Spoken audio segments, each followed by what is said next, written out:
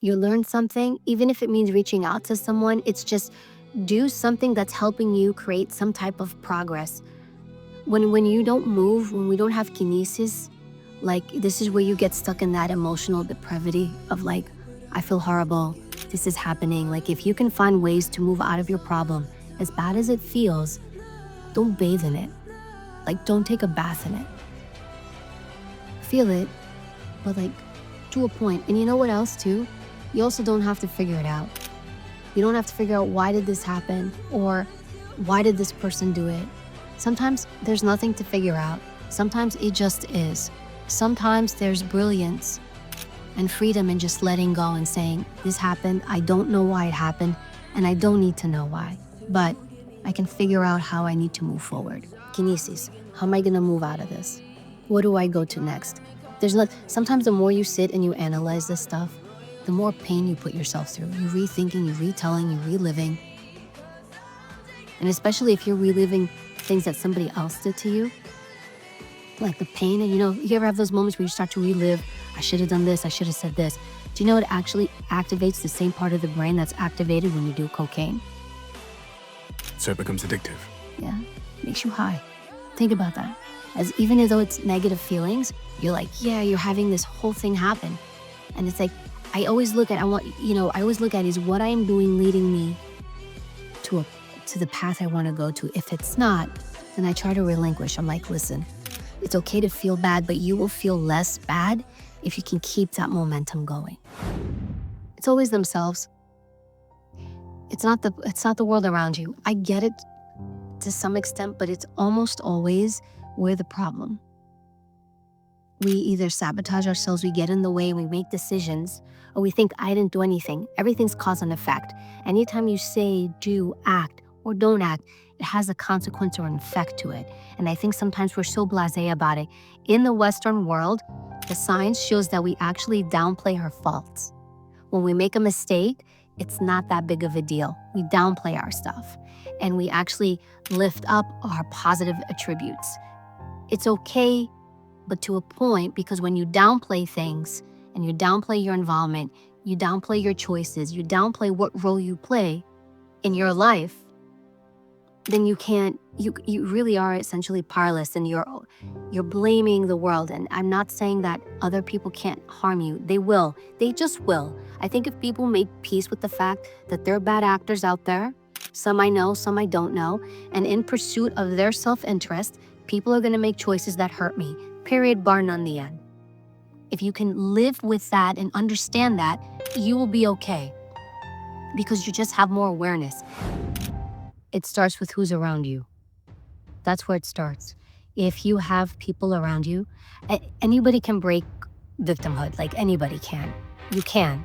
So I want to put that out there. Just because you're locked in a place doesn't mean you have to stay in there. You can. But usually if you're locked in somewhere, it's because the system you have around you that you also help create and perpetuate to some degree, we're not completely innocent. We play a role. The system that is built around you keeps you, think of it this way, it keeps you in jail. So you have to look at your environment and say, what about my environment is keeping me here? Usually it's a person or people. Hopefully it's one and you're not dealing with multiple. Now, it can be family, and that's where, when you deal with children and you deal with certain, crimes and abuse. I always feel like the one population of people that truly have I don't want to say excuse, but it's really not their fault, are kids, because they're just so vulnerable and they rely on you for their livelihood. They need somebody to feed them, clothe them, take care of them, or they can't survive. However, if as you age, right, as you mature, it's looking at your environment, who's around me and who is keeping me here. Fearlessly means I see things, despite being afraid, I'm gonna try. I'm gonna do my best to live in it, right? And embrace it to some degree. Whatever you're afraid of, if it's something you wanna do, follow it, and then figure out a way to do it. But it's okay to be afraid and uncertain during the process. I don't know, when I'm uncertain too, I'm thinking, all right, I can figure this out. You don't fail until you stop. I look at it that way. Like, even if you're failing incrementally, overall, you won't fail until you're just like, all right, I'm done. And as long as you're done because you want to be done, that's cool. But you don't want to be done because you keep failing, or you're confused, or you're leaving because other people are telling you shouldn't be doing it. It's just because you decided, I don't want to be on this path anymore. I think it always has to come back to you. I've always been in the school of thought, and I love my family, but they were always telling me, do this, and especially because my parents were immigrant, everything was job security. Get a good job, 9 to 5, get a good job. Don't try to do anything else, because they struggled so much. And so when I tried to do things outside of that element, they were afraid, they were confused, they thought I was nuts. Even when I started in the NYPD, they were not happy at all. They're like, what is this? Girls don't do these types of jobs. Even in my community, I was laughed at. People kind of are like, oh, look at Yanni, was my dad's name. Look at Yanni's daughter. Look how silly she is. So this is kind of like those moments where you just have to do what you feel. Because afterward, you're going to be pissed off as hell because you listen to other people. Stop asking everybody what they think. When I have a really big decision to make, like really big, I don't tally people. In fact, the bigger it is, the bigger the consequences, or the bigger the pain or the trauma, whatever it is, I go in because they're gonna confuse me. That's what you do. You stop asking people. And if you're gonna ask somebody, let's say it's a health decision, you're gonna go to a doctor, or you're gonna go to someone who has specific knowledge about a decision you are trying to make. You're not gonna go to mom, you're not gonna go to dad, you're not gonna go to your brother, you're not gonna go to people who don't have that, who, although they love you, their opinions are going to send you like a ping pong ball. That's how you become unsteady. And you can start small. And when I say start small, is start making decisions without running them by anybody. What to eat, where to go, where to vacation, you can start small. It's just allow yourself to be the decision maker. Allow yourself to be in the driver's seat. But what we do is we invite people in the car. We're like, yeah, you could drive my car, no problem. They get in the driver's seat. We put them in the driver's seat. Then we're in the passenger seat, or we might even get kicked to the back seat. And then we're all pissed off, like, why are you driving like that? Why are you going that way? That's not really where I want to go. Then drive the car. And stop inviting everybody in to drive it for you, and then be pissed off when they don't take it the direction you want to go. If you're going to be pissed off, always be pissed off at yourself. Because it's like, I chose wrong, but I chose. That is how you build confidence.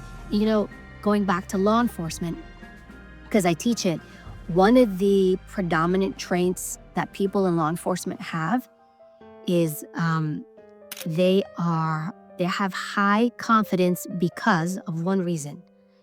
They make decisions. They're good decision makers, because when you're out on the street and you're dealing with somebody or situation, there's nobody to look over to and say, hey, how should I handle this? You have to make a choice and you have to go. Making decisions is going to increase your confidence and your ability in yourself, even if they're the wrong decisions. That's not the point. Be a decision maker in your life. That is going to move you forward. That is going to increase your belief in yourself and your trust in yourself. And you're going to get comfortable too. I read that wrong. You know what I learned here? I should have read it this way. And so this is when you bring in the vibes and a little bit of tactical strategy, because you're less emotional. That's another hindrance. When you are emotional, you are a bad decision maker. When you are in a space of emotion, make no decision, avoid, don't text, don't call. I always say, just remove yourself and go quiet. When you can go quiet and be in that stillness of you, it will come to you over time. And you know what's another great thing? And when you look at resilient people, they don't have all the answers, and they don't need to have all the answers. I don't have all the answers, but I don't need them to be okay. And this is where you embrace that uncertainty. You don't have to have all the answers. And that by itself is powerful. Like, you don't need to figure it out. You don't need to know what to do right away. Leave it. Sit in it. Be in it. Then when it's time, you move through.